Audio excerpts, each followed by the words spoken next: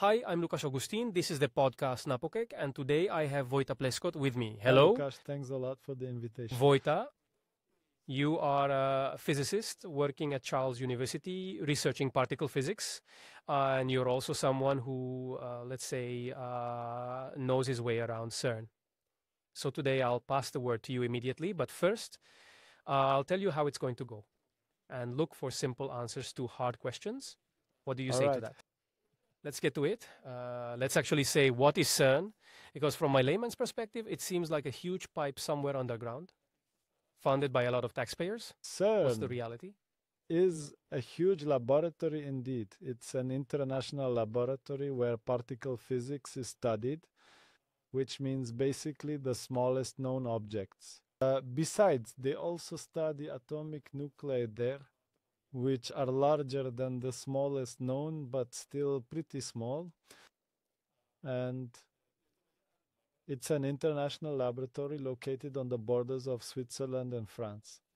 The Czech Republic is one of the 24 member states, and people from Czech universities and the Academy of Sciences have access there, provided we meet the required conditions. Temperature analog, altogether around 17,500.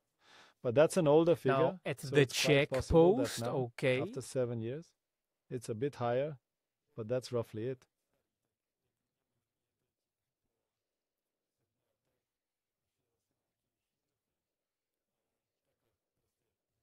I might as well ask, in recent years, you achieved something incredible there. You confirmed the existence of the Higgs boson. And here we actually get to the answer to that simple question. So correct me if I'm wrong, but is the Higgs boson a particle that determines what mass something has? Yeah, right. It's going to be tough today, but we'll give it a shot. The concept of rank is actually kind of a strange thing. And so on.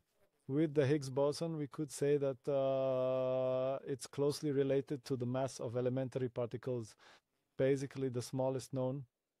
But like, what's your mass, for instance? That determines the mass of a proton. Protons and neutrons. And their mass is actually very little to do with the Higgs. Most of their mass is actually the kinetic energy of the particles they are made of. So mass equals energy. Mass equals energy. It's simple. And here it's like this famous relationship known to humanity since 1905, which Albert Einstein heard. And since then, it's just been confirmed. And when like two accelerated particles collide in CERN, like from two protons colliding, if they have enough energy, more protons can simply emerge, like 10 more protons easily, plus a bunch of other particles. So yes, if you have enough energy, you can create massive objects, and vice versa. You can get fast objects through decays from massive ones. We'll get to that. This is extremely interesting. And you could say that if I take that a kilo of, let's say, feathers is just a huge bag, but a kilo like in steel is just a tiny plate, does that mean then that steel has a lot of energy in it, basically? A lot of kinetic energy of the elementary particles that make up protons and neutrons, yeah. And those are quarks and gluons, just to name them. You deserve it. So if I say it in layman's terms, if I were some sort of part-time researcher in CERN, then I could say I want to take the two biggest particles with the most protons, and the more protons they have, the bigger the boom, and that way I can investigate all sorts of things and maybe even replicate the sun and stuff like that. Yeah, that's also done there. Really? Yeah. Every year, for like a month, the LHC is filled not with protons, which are complex particles but still quite small. LHC is the particle accelerator, just in case I didn't mention it. Thanks. It's the biggest experiment running at CERN. And once a year, they don't fill it with protons to accelerate, but with much larger particles. Specifically, with lead nuclei, and these can also be accelerated and collided, creating even wilder situations.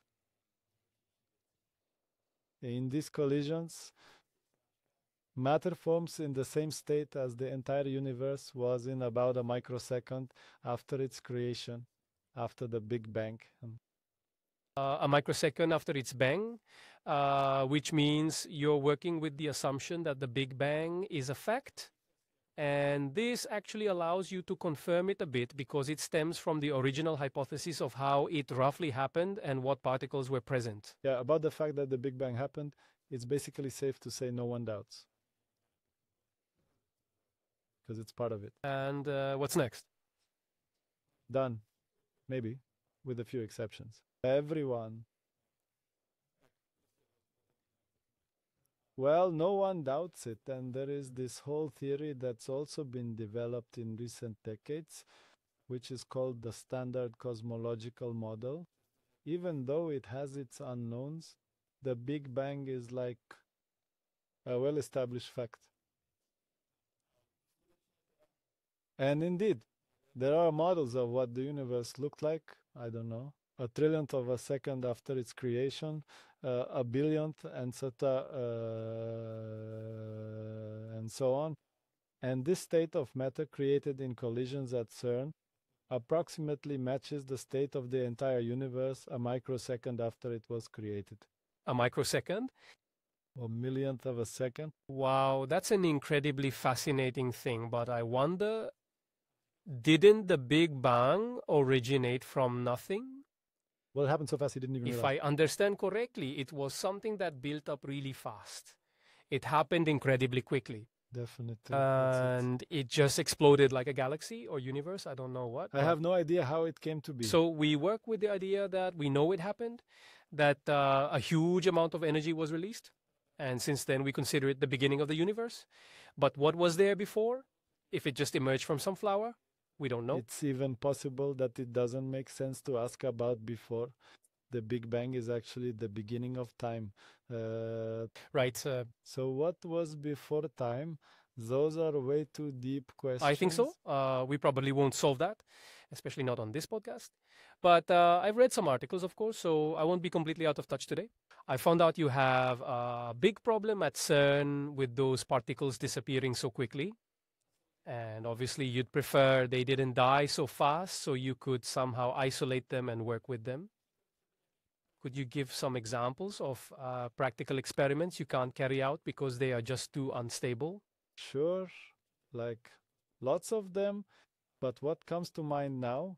In CERN, protons collide in that accelerator, which has its great advantages, but also comes with disadvantages. It would be amazing if people could accelerate and collide particles, specifically muons, but they are very unstable. They survive for about 2 millionths of a second. Even though they are really fast, it's still not enough for people to use them for this type of experiment. But if we manage to control it, it could be a big advancement for particle physics. How on earth do they measure those 2 millionths of a second? This part is not so There difficult, actually. You can figure out where I detected it the first time, then it flies and breaks up. And from the distance it travels, I can deduce that. And when I have a lot like that, then I'm capable of doing that. But this is exactly what interests me. It's such a fascinating thing. I mean, I understand that basically you're people who need to know physics and mathematics really well, and that there are many measurements, and there must be some technology maybe based on light inside that somehow detects it, like measuring the movement. Maybe I'm totally out of it, but I'd really like to know about such a boring day when something collides there and then it actually happens. Then someone like Laja comes in, I don't know, pulls out a flash drive from it and goes to analyze it, or how does it not work in that fraction? Practically speaking, you can't just use a flash drive, especially for the experiment. And there are only 4 of them on that one accelerator. So the experiment I'm working on, Atlas, spits out a huge amount of data, specifically It does about tens of petabytes of data a year, which is a lot. You'd need tens of thousands of hard drives just to store it. And obviously, you must have the capacity to store and have it. But yeah, there's just more data than can fit on a flash drive. And just churning through the data once can take a month or more. And you have to do this several times before you get any result. How do you collect the data from inside to measure something so fast that disappears quickly? We can think of the data, or actually the entire detector, as something that surrounds the area where the accelerated particles collide. The accelerator is just the one who provides the accelerated particles. They collide, and in that collision, something wild happens. Tens or even hundreds of other particles are born, some of them very rare, others not so much. And the detector that surrounds the collision area must record as much information as possible about each particle. It measures energy, momentum. And I'm sorry, how do you actually catch them? Because I understand they fly from somewhere to somewhere in opposite directions. But first, you need to calculate where it collides, when it collides. And at the same time, the technology must capture it somehow. Yeah, that's true. Each of them interacts with any material. And if it encounters a smart material, like silicon from a mobile phone, similar devices like here at the detector, just faster and radiation resistant, etc., against radioactive radiation. So when this kind of equipment is in the way, it will also generate a signal. And when you stack those little cameras, like the ones in my phone, they can already give me points from the path that a particle traveled. And when I fill the entire space around the collision area with such devices, I can tell which way each of the parts born in the collision flew. Right. So just based on sensors where something changes there in that spot, it's just incredible.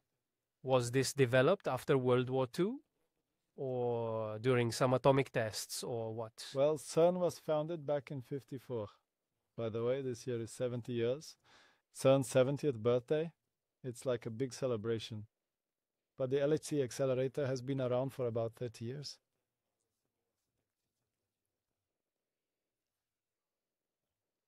So CERN was basically founded during the Cold War. If I understand correctly, it was funded by countries from Europe, I'd say maybe some from NATO, or... There was definitely something specific there, right? Yeah, there was, for sure, yeah. The effort to build a top-notch lab in Europe, a lab that would study nuclear physics at the time, but for peaceful purposes though, like satisfying people's curiosity. And is it really honest? Or is it just, everyone always says peaceful purposes because they actually want it for war. Yeah, these are truly peaceful purposes. Yep, really. So it's not for making bombs, but really for studying those phenomena and particles, just like that. And it was actually an organization where countries also wanted to show those that were at war just 10 years before that they could actually draw a clear line under the past in a way, and now just sit together at the same table and carry out the same experiment. Founding members were Germany and France, and of course others. It almost leads me to ask, why aren't there more big international projects like this? When we compare it to space exploration and so on, why didn't this take off as much? Oh, yeah, that's right, Hitler. Some of those labs exist around the world and have achieved very significant results. For example, in the USA, there's Fermilab, which is an extreme world-class lab. Or in Germany, there's DESI Lab again. They too have had their glory. At certain times, each of them was actually top-notch.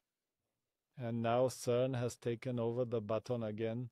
Throughout history, it was several times the top, and now it's returned to this happy period. It could easily happen that in 10, well, maybe not 10, but maybe in 30 years, another lab will be the most sought after. And it's the same principle everywhere, right? Basically, it works everywhere the same way, wherever it goes next, the same. Experiments are done in various ways with elementary particles. The principle is the same. We study their behavior by simply colliding them. But how that collision is achieved can vary. Although it's true that accelerators are used extremely often. It usually has to be quick, and you have to hit it hard, dude. What is the Atlas project? It's an experiment at the LHC accelerator. It's the equipment that measures all the paths of the particles born in collisions. It's a huge collaboration involving 6,000 people, including 3,000 physicists, and each of them focuses on some aspect of physics that interests them. There is also a need to contribute to the ongoing experiment. Whether it's testing some hardware or developing new detectors for the experiment, others then try to combine information from individual subdetectors to get a more complex picture of the particles in general. But we all have to do some kind of service work, so we're actually useful to the experiments. And then the rest of the time, we do what we call data analysis, which is what matters most, like discovering that the Higgs boson exists, which was done 12 years ago, or usually. You think these petabytes of data will yield different results? From the data that the experiment actually produces, it's possible to draw fantastic things. Maybe another question is how you prioritize what you research. Who actually runs it, and by what principles? How does it actually work? On an individual level, it's about the enthusiasm of each person, which is usually high, I have to say. It's great because you work with people who are interested and enjoy this thing, and that's really nice. At the top management level, there is definitely consideration towards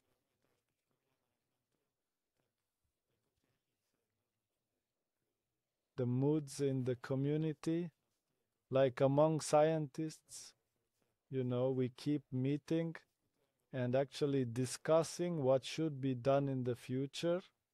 And CERN is the initiator of something called the European Strategy for Particle Physics. And that comes from the inputs of the members of this physics community and various state representatives and so forth, You can't really say there's one person who's making all the decisions alone, saying we'll do this and nothing else.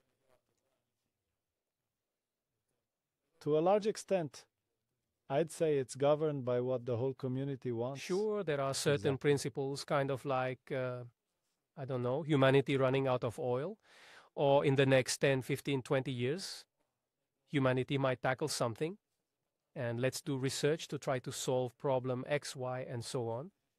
Something more philanthropic, ecological. I'm not sure how to call it.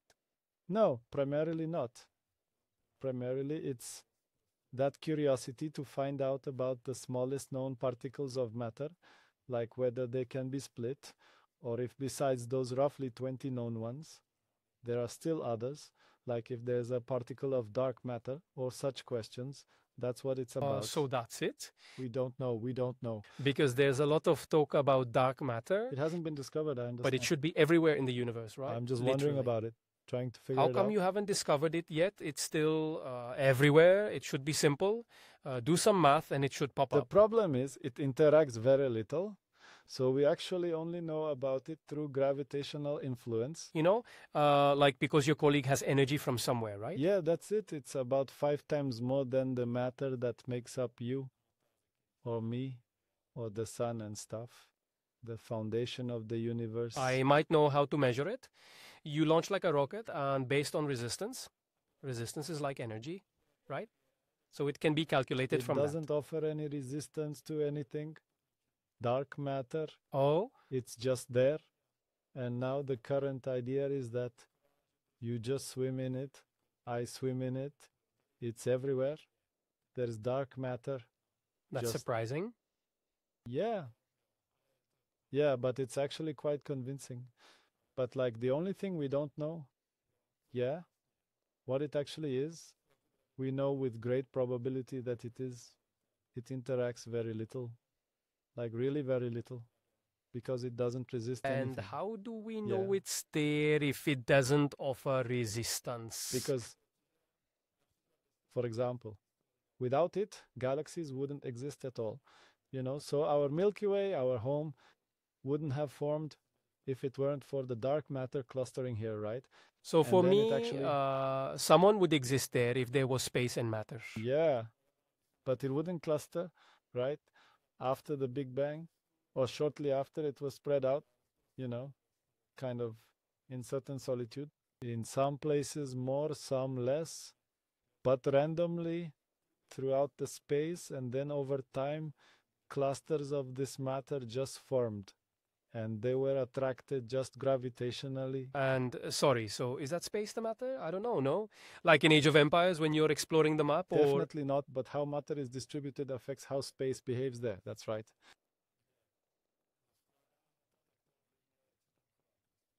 It affects how space behaves there.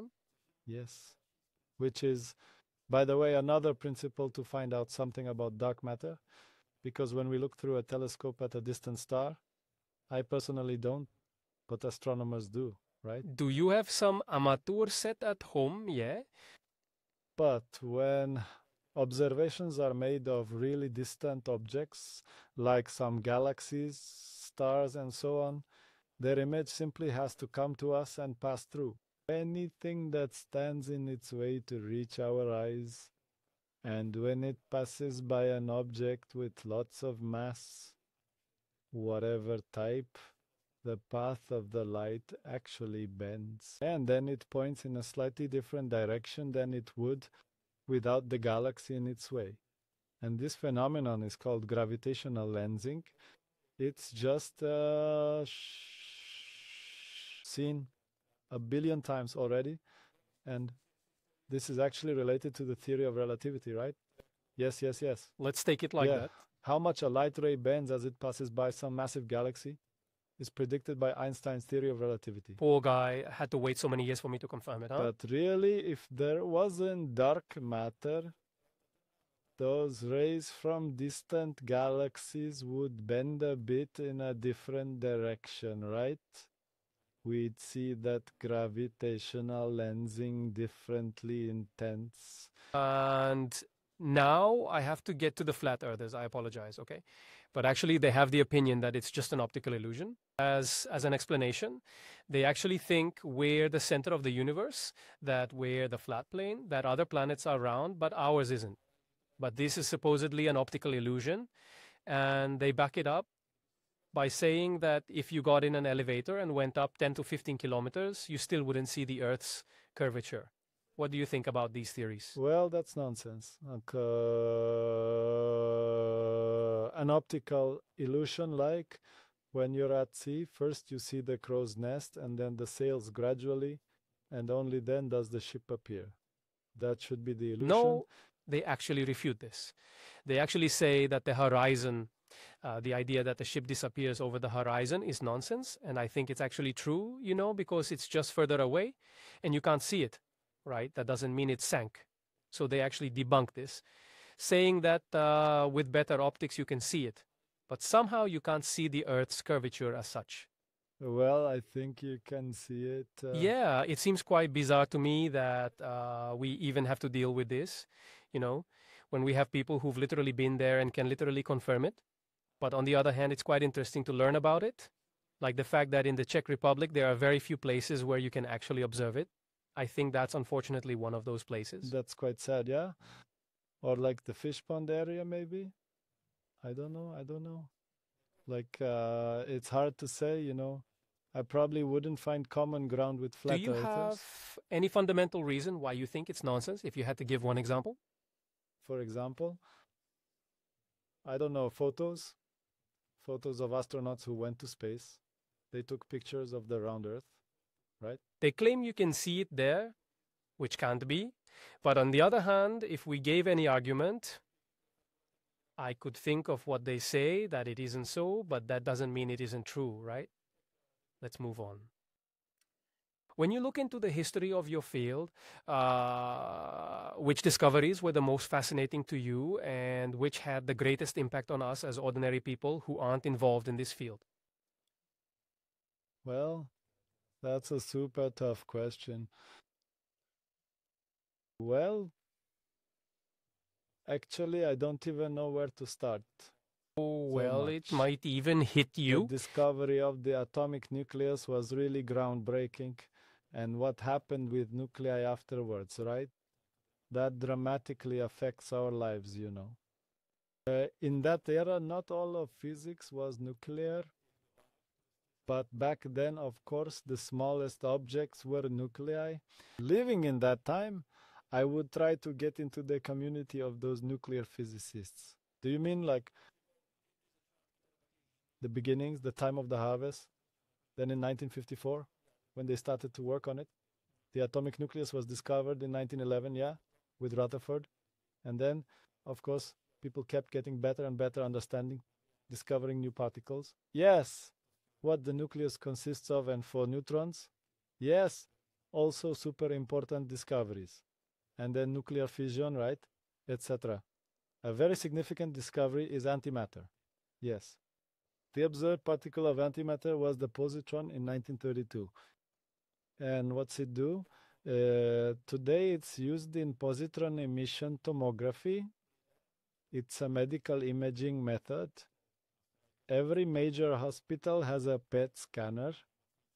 That's the abbreviation PET. You know, a PET scan, If so, right? And that's exactly based on that, or it works because there are positrons and stuff like that. Doctors inject it into the body. It travels on a certain substance to where it needs to go and then decays at that place. Yeah, that radioactive substance almost instantly finds an electron and they completely annihilate each other. It's called annihilation. Two particles of light are created and they're detected by scanners in X-rays. So the PET scan, which is typically done in a tunnel on a CT, computer tomography, and those detectors are the same as for X-ray radiation. Well, the discovery of positrons had no real impact on people's lives at that time, except maybe for the discoverer. But today, it's actually an important part of cancer diagnosis and examining exactly where a tumor is in a person, or it can be used to study the brain really well, like how parts of the brain work in different activities, sure. like when you're reading or when you're Exactly watching. matching 15. So that, Then maybe even a microwave oven is somehow related to this field, right? Definitely. It's that's basically right. heating food, right? Because it's molecules, water molecules, I think. It works on the principle of water molecules. So when you heat up food that doesn't have much water in it, it takes longer to heat, right? That's why there are differences in heating. Yeah, that's how it is. But yeah, who was the one who thought of just heating up food? Like, I don't know, really. I don't know, but they weren't I'm censored. into it. Yeah, it's a great thing. It's So we like, shouldn't. as they say in America, Chef Mike. You mentioned one colleague today before we started recording who is also interested in something specific, but I can't remember what it's called. Do you remember that particle? Yeah, the particle was a neutrino, right? Neutrino, yes. Just recently, a few days ago, I was listening to an interview. Anishka Klustova. We don't know each other personally, actually. I got to know her this way, but I recommend it. Unfortunately, And do you know what a neutrino I don't does? remember where the interview was. Yes. What was it supposed to be? You'll have to invite her. Neutrinos are a fascinating particle, and they are among the least understood of the available particles. And it certainly forms very often. For example, the sun is a huge source of neutrinos, or nuclear reactors are sources of neutrinos during nuclear transformation processes. But otherwise, once it's born, it actually interacts with almost nothing. That's why it's so difficult to examine. And by the way, it took 20 years between the prediction of the existence of the neutrino and its first detection. For instance, if I built a wall of lead 4 light years thick from the sun to the nearest star, Proxima Centauri, such a thick wall, and sent a bunch of neutrinos through it, say from the sun, about half would still reach Proxima Centauri. So it interacts incredibly little with matter, with other particles. Maybe since we're talking about penetration, and you mentioned dark matter, is it possible that our inability to detect it is an indication of other dimensions we might not be able to observe but are still there, though I'm speculating a lot? There are certainly physical theories that predict the existence of a fifth dimension and others. Three-dimensional width, height, depth, one-time dimension, those are the ones we move in, right?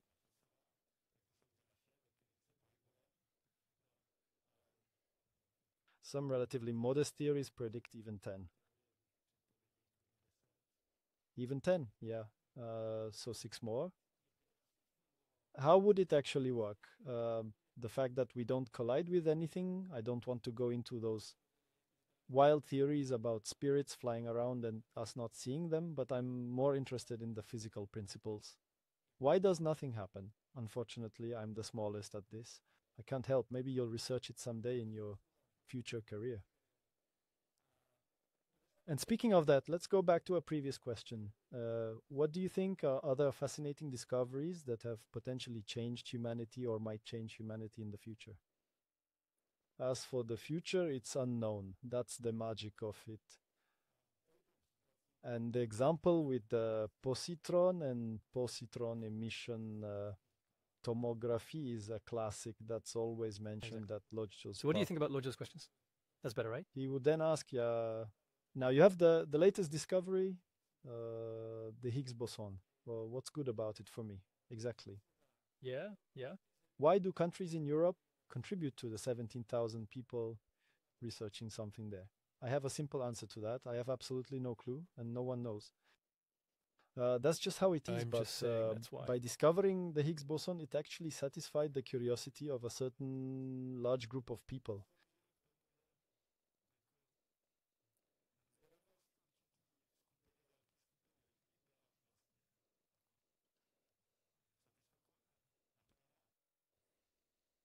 And from now on, it's really up to the creativity of either those individuals themselves or more likely their successors.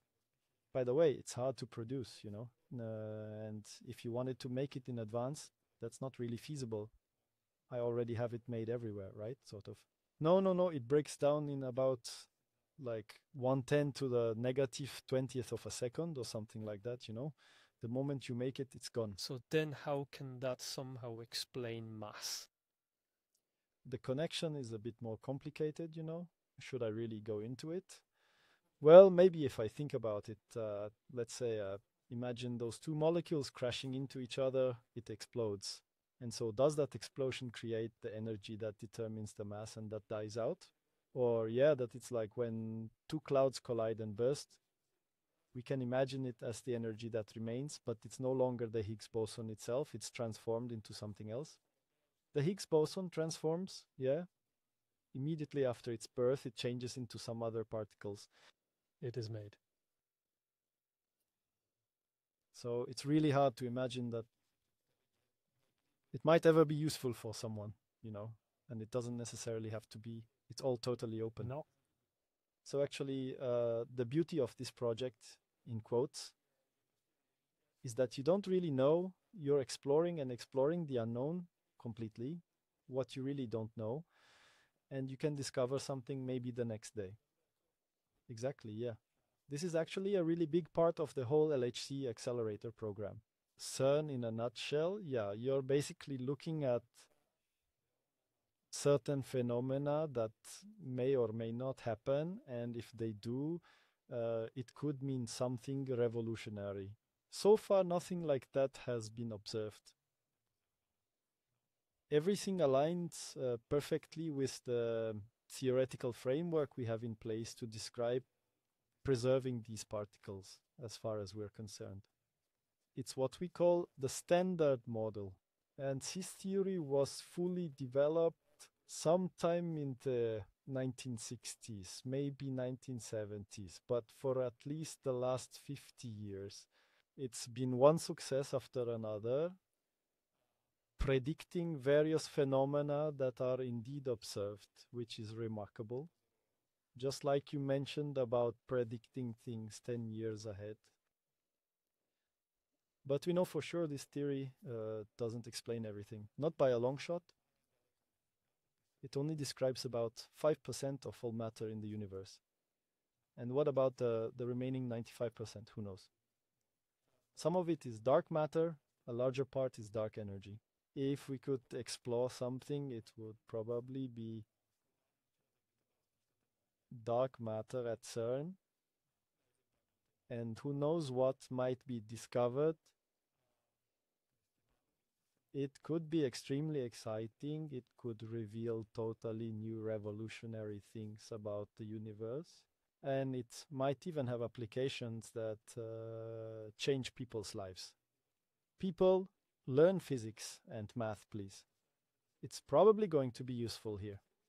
I can't help but think, what if 17,000 smart people, what if there were something for people from other fields? Independent of politics, independent of business, tackling humanity's problems in this way. It seems so unique to me that so many people are dedicated to such a topic right now. But I'm thinking, what if I were in your field, if I were 80 for my entire career? Nothing in quotes revolutionary might happen, right? Because I'm thinking it's an exciting field and you're also excited about it, which is great. And I'm wondering if you ever ask yourself, what if there were an alternative to CERN? Something that examines practical things that already exist, like solving our reliance on silicon, so kids aren't digging it up, so there's more of it. So the price doesn't keep going up because it's just censored. Pardon me, do you never have such thoughts? That was yeah, a it pretty was, deep but I and long guess question. like if it's better to focus on fundamental research or something applied that's more immediately useful, you know.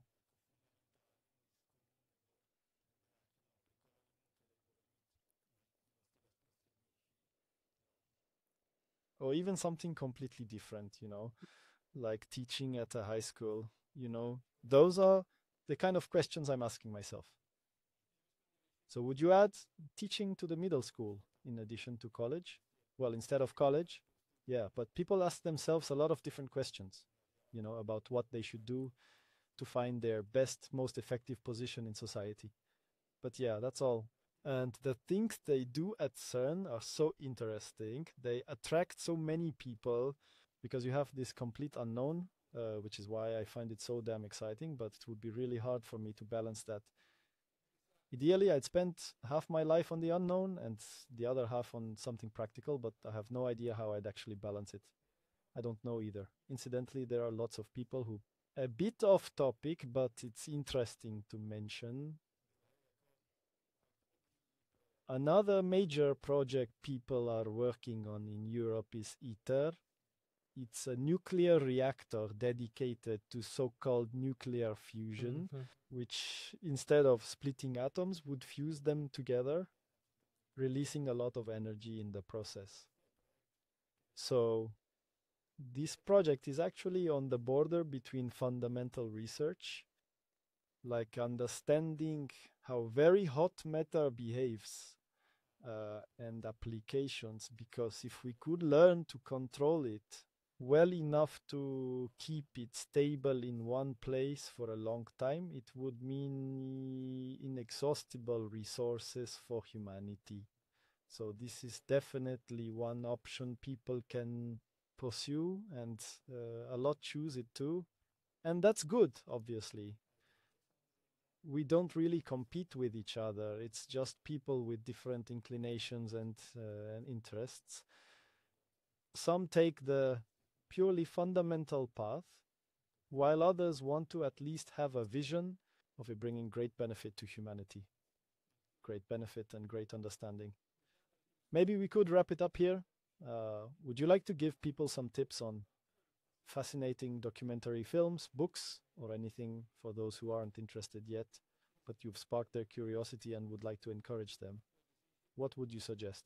So, there's this one film that's not entirely new. I'm not sure exactly which Friday it is, but it follows the lives of several physicists.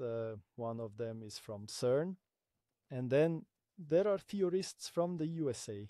It's called Particle Fever, and it's definitely worth watching. Any more suggestions? Any more tips, or at least not? What's the best written book you've ever read that really made you go, wow, into this?